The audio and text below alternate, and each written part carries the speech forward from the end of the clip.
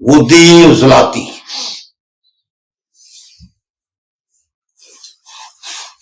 جس کو 4 نمبر نبض کہا جاتا ہے، اس سے آگے غدی اعصابی جس کو 5 نمبر نبض کہا جاتا ہے، اور اعصابی غدی جس کو 6 نمبر نبض بھی کہتے ہیں۔ یہ میں کوشش کروں گا کہ آپ تک وہ ایسے بات پہنچاؤں کہ آپ دوستوں کے سمجھنے میں آسانی ہو، آپ اس کو اچھی طرح سمجھ سکیں۔ جو غدی عضلاتی، اس سے پہلے بات ہو رہی تھی شرف کی، 3 نبضیں ہیں شرف پر، اوپر بالکل اوپر مس کرتے، اور 3 نبضیں نیچے۔ اس لیے میں نبض 4 مقام عرض کرتا ہوں۔ میرے دوستوں نے کتابیں، انہوں نے مرحوظہ میں ماشاءاللہ کتاب لکھ لینا تو ان کا بائیں ہاتھ کا کام ہے، چٹکی بجاتے ہی کتاب تیار اور بازار میں بکنے کے لیے تیار، ہم لوگ خریدنے کے لیے تیز کہ نئی کتاب آ گئی ہے، ہمیں اس سے کچھ سمجھ آئے گی۔ تو نبض کے 3 ہی مقام لکھے گئے کہ بالکل اوپر، درمیان میں، اوپر کیا ہے عضلاتی نبض، درمیان میں کیا ہے غدی نبض، نیچے کیا ہے اعصابی نبض۔ نہیں، نبض کے 4 مقام۔ جو شرف میں 3 نبضیں پائی جاتی ہے وہ اپنی طوالت سے پہچانی جاتی، وہ اپنی طوالت سے پہچانی جاتی۔ اعصابی عضلاتی ایک پورے پر، یہ شہادت کی انگلی ایک پورے پر، اور عضلاتی اعصابی دونوں 2 پورے، شہادت والی انگلی اور اس کے ساتھ والی 2 پورے، اس کی طوالت ہوگی۔ یہ پہچان اپنی طوالت سے کرائیں گی۔ اور بھی بہت ساری چیزیں ہیں، ایک چارٹ گھوم رہا ہے، بہت سارے لوگوں نے اس کو میرے نام اور نمبر ہٹا کر اپنے طور پر بھی لگایا ہوا ہے۔ اگر آپ سب اس چیز کی پہچان کر گئے یہ چارٹ ہے کس کا، غلط یا صحیح ہونا کلیدہ بات ہے، مگر یہ پہچان ہو گئی ہے لوگوں، یہ چارٹ ہے کس کا، جس میں ایسے لوگ بیٹھے ہوں، وہ پھر خود کو طبیب بھی کہلاتے ہوں، اور قانون محض کا بہت بڑا دائی بھی خود کو سمجھتے ہوں، وہ کسی کا نام ہٹا کر، اس کے نمبر ہٹا کر وہ چیز کو اپنا بھی بنا لیتے ہوں۔ کیا بات ہے ایسے لوگوں کی۔ باہر ایک چارٹ ہے جو وہ اپنی طوالت اور بہت ساری چیزوں سے اس کی پہچان ہوتی ہے، جو میں پچھلی نبضوں میں وہ 3 کا بتا چکا ہوں۔ بات ہو رہی تھی مقام کی۔ پہلا مقام تو شرف کا ہے، اور دوسرا مقام ہے غدی عضلاتی تحریک کا، معمولی نیچے۔ آپ ایسے کر لیں، اوپر سے نیچے کلائی تک کو آپ 2 حصوں میں تقسیم کریں، اوپر کا حصہ اور نیچے ہڈی کے ساتھ کی طرف واقع حصہ۔ کلائی سے اوپر سے نیچے ہڈی کی طرف میں 2 حصوں میں تقسیم کریں، تو ایک درمیان ہوگا نا اس کا، اس درمیان سے اوپر اور اوپر سے نیچے مس کرنے سے تھوڑا معمولی سے دباؤ سے جو ملے گی وہ غدی عضلاتی ہوگی۔ وہ نبض غدی عضلاتی۔ 3 پوروں پر کم سے کم 4 اور اس سے بھی بڑھتی ہے، اور اس کا لمس حرارت کا ہی ہوگا، گرم ہوگا، پوروں کو محسوس ہوگا۔ یہ ہے دوسرا مقام نبض، اور یہ کیمیائی نبض ہے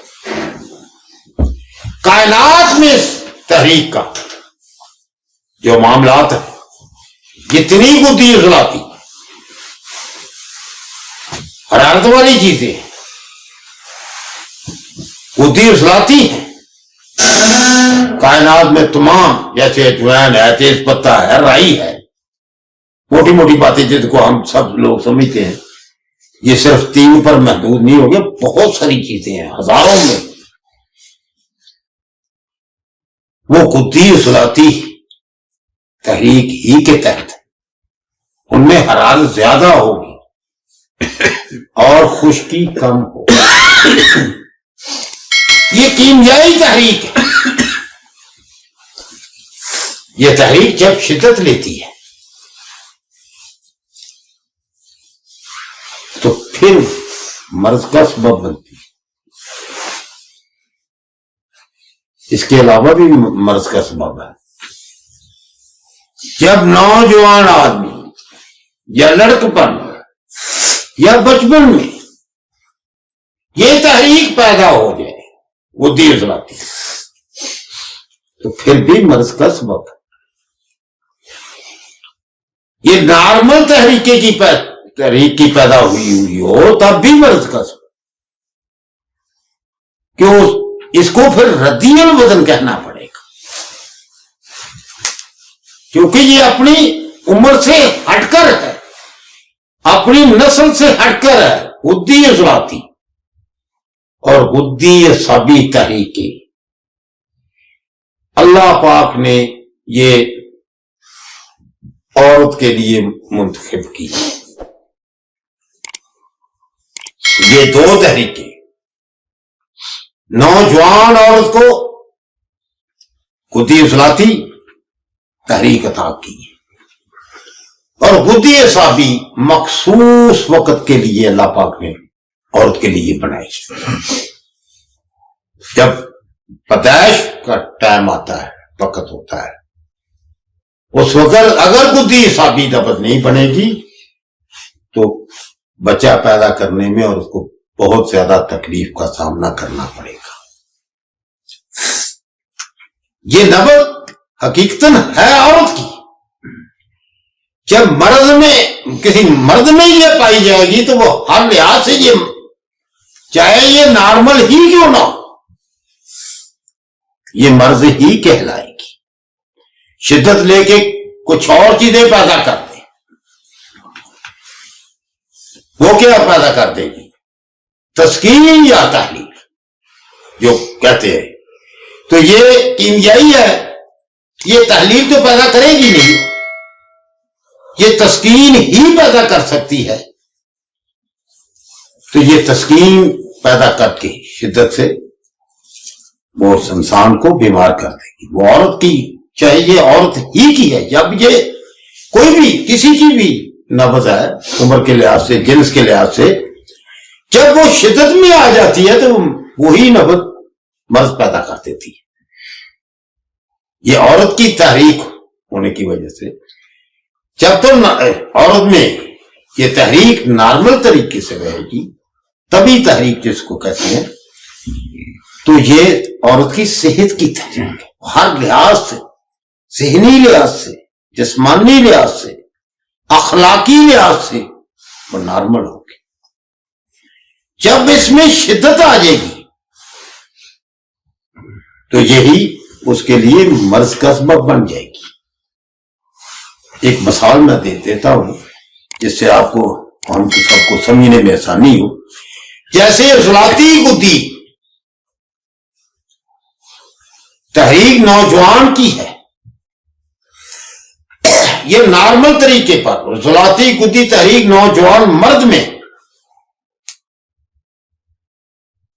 نارمل طریقے پر ہوگی، اب تبھی تحریک ہوگی تو یہ صحت کا سبب ہے. جب یہی نبض شدت لے لیتی ہے تو آپ جانتے ہیں یہ ٹی بی بھی پیدا کر دیتی ہے. نوجوانوں کو کتنوں کو آپ نے دیکھا ہوگا ٹی بی میں مبتلا.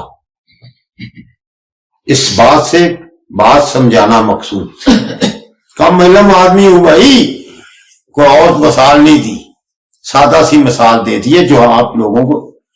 ایسا علم میرے پاس ہے اور میں دعا کرتا ہوں کہ ایسا علم ملے بھی نہ جو الجھاؤ پیدا کر دے، جو کسی کے سمجھ میں نہ آئے. ایسا علم نہیں چاہیے. ہم اپنے آپ کو طب کا بڑا عالم منوانے کے لیے طب کی اصطلاحات کو طب کی اصطلاحات ہے عربی میں، فارسی میں، کچھ اور زبانوں کے بھی الفاظ. تو ہمارا عام طبیب تو اس بات کو سمجھتی ہی نہیں. کیوں نہ ہم اپنی زبان کی اصطلاحات کو استعمال کرتے ہوئے اس بات کو سمجھانے کی کوشش کریں. بدھی اصلاحاتی تحریک اوپر سے ہی نیچے مگر درمیان سے اوپر، جیسے پہلے کہا کہ اس کو 2 حصوں میں بانٹ دیں. اس کا یہ مقام ہوگا، اس کی طوالت 3 سے 4 پورے یا اس سے بھی بڑھتی ہوئی ہوگی. یہ پورے ادھر سے شہادت والی انگلی سے 1 2 3 پوروں یا اس سے بھی بڑھتی ہوئی 4، اس سے بھی بڑھ جاتی ہے. جتنی وہ بڑی ہوئی ہوگی اتنی ہی حرارت زیادہ ہوگی، اتنے ہی اس کے نقصانات جو زیادہ ہوں گے، اس سے اتنی ہی شدید علامات یہ پیدا کرے گی. اور آخر تسکین کا سبب بن کے اگلے عضو کی مشینی فیز کو بند کر روک دے. تو وہ کون سا ہے اگلے عضو کا؟ اگلا عضو اس جگر سے، اگلا یہ جگر کی تحریک ہے تو اگلا عضو اس کا وہ دماغ کی مشینی تحریک کو یہ تسکین میں لے آئے گی. وہ نہ ٹھنڈک کو بڑھا سکے نہ اس کی حرارت کم ہو. آپ دوست ایک بات سے دل میں رکھ لیں، حرارت کو سردی کے علاوہ کوئی چیز کم نہیں کر سکتی. جو یہ کہتے ہیں کہ گدی اصلاحاتی کا علاج اعصابی گدی میں ہو کر لیں گے تو وہ بھول میں ہے. گدی اعصابی میں تو دور کی بات، جو سمجھتے ہیں اعصابی گدی میں کر لیں گے ان کی بھول ہے. جب حرارت پر آپ تری دیں گے جس کو آپ رطوبت کہتے ہیں تو کیا بنے گا؟ حرارت اس کو جلا کر حوث پیدا کر دے گی اور انسانی زندگی خطرے میں چلی جائے گی. دوسرا آپ اس کا علاج کہتے ہیں کہ گدی اعصابی سے، وہ اس لیے کہ مشینی تحریک ہے، وہ نکال دے گی، حرارت کو نکال دے گی. وہ خود ہی کہتے ہیں کہ گدی اعصابی میں اس سے تیز حرارت ہوتی ہے. جب وہ نکال دیتی ہے تو تیز کیسے ہوتی ہے؟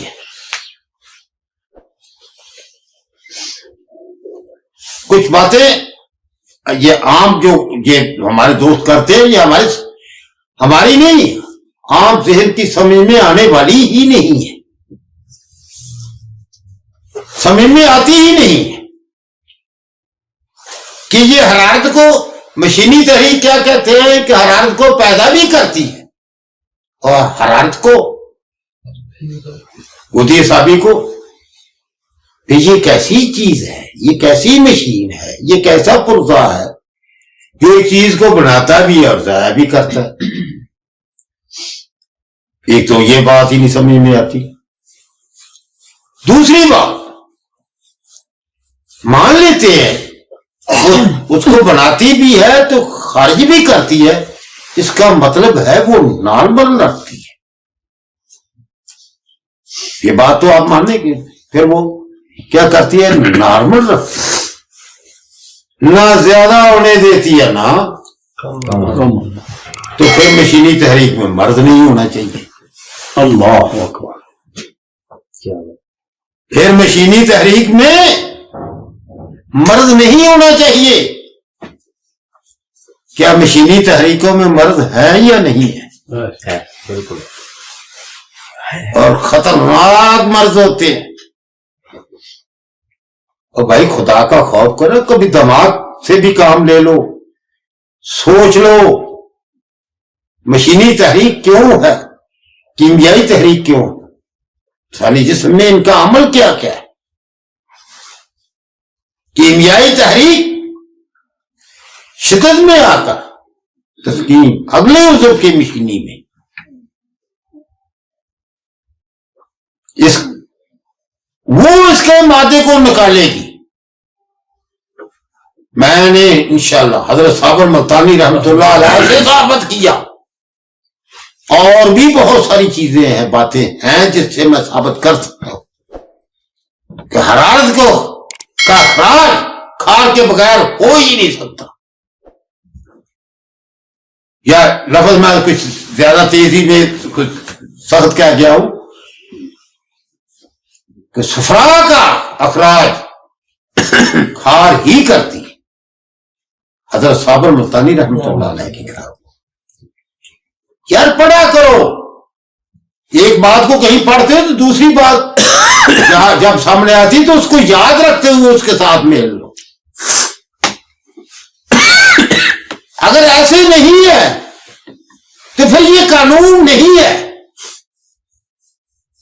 جبکہ حضرت صابر ملتانی رحمۃ اللہ علیہ کا ہے قانون، آپ کی سمجھ نے اس کو قانون نہیں بننے دیا. آج تک آپ کی باتوں نے اس کو قانون کا درجہ نہیں لینے دیا. اب آپ لوگ نسخوں پر آ گئے ہیں. تحریک تحلیل تسکین کو چھوڑ دیا آپ لوگوں نے. جیسے سفرا سدا بلغم کو یونانی والوں نے چھوڑ کر صرف نسخہ جات پر آ گئے، مار کھا گئے، گرتے چلے گئے، طب کہ کوئی اصول نہ رہے. آپ قانون کو وہاں پہنچانے چاہ رہے ہیں. انشاءاللہ ہم اس کے لیے کھڑے ہیں، ہم ایسا نہیں ہونے دیں گے. ہم حضرت صابر ملتانی رحمۃ اللہ علیہ کے قانون کو قانون بنا رہے ہیں، قانون کی طور پر سمجھا رہے ہیں، اور حضرت صابر ملتانی رحمۃ اللہ علیہ سے سمجھا رہے ہیں، اپنے پاس سے نہیں. تو یہ ہوئی بات بدھی عضلاتی کی. اس کی مقام اوپر سے تھوڑا نیچے، اس کو ہم دوسرا مقام کہتے ہیں. اس کا مقام دوسرا، اس کی طوالت 3 سے 4 فٹ،